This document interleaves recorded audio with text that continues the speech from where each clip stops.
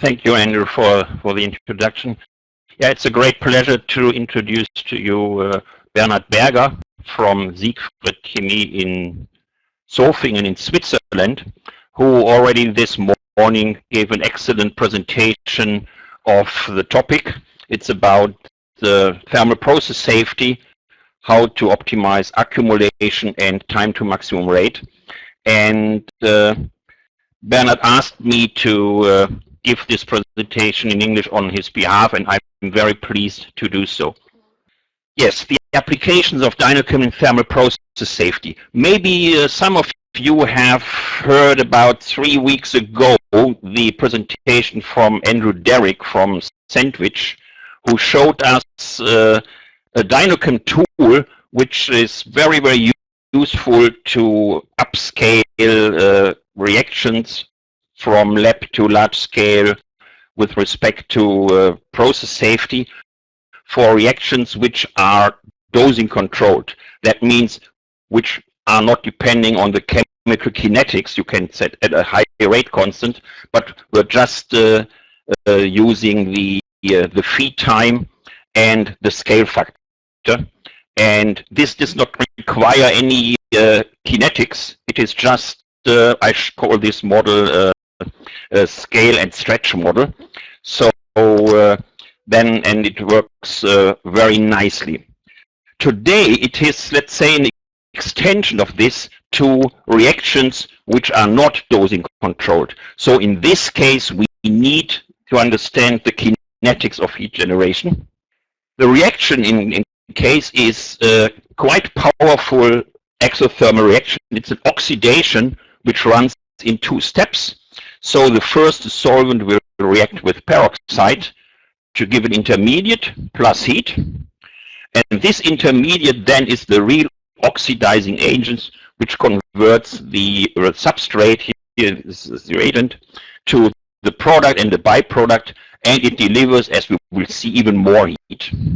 So that is the underlying chemistry. And to give you a taste of the heat power of this reaction, this is the RC1 run of this reaction with 2 subsequent dosings of the peroxide. You see at the bottom, that is the dosing. So we have a linear dosing of one portion, then we wait a little, and then we have a linear dosing of the second portion. In the middle you see the 2 temperatures. The red is the reaction temperature and the blue is the jacket temperature. And you see, even with an RC1, you see that's a considerable large difference. So the reaction is quite exothermal. And the most striking point is the green curve, which is the heat generation rate, the heat output. And in these terms, you see it's 105 watt per kilo reaction mass. You want to study the time to maximum rate as a function of, in this case, on the start temperature and on the feed time. And again, you see we have used here from what is it, 10 to 50 degrees as temperature, and from 260 to 660 minutes the feed time. Doesn't make any sense to use feed times which are even was shown to be bad when we did not have the additional exotherm. So that means we will have this here now, and you see it's quite an interesting function.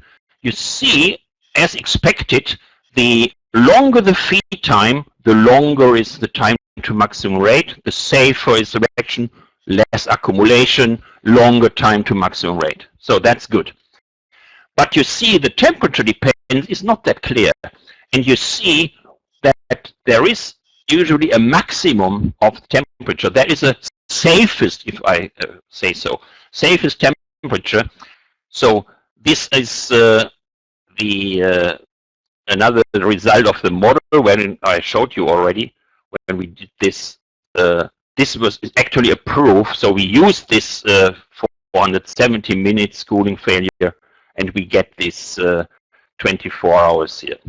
24.4 hours was now the time to maximum rate. So you see, that is the way how you can address process safety by the help of DynoChem with a very few experiments. So that is the key message. You don't need to do hundreds of experiments. Just do few. Bernhard used just 3 experiments, well thought experiment, that's important. And with these 3 experiments, he could get all the statements he wants to do about accumulation, about time to maximum rate, finding safe reaction conditions, and so the whole thing is done in a reasonable time, probably much quicker than doing 50 experiments in the lab or trial and error and going to large scale and see that that does not work. The templates for the models used by Bernhard you will find in DynoChem resources.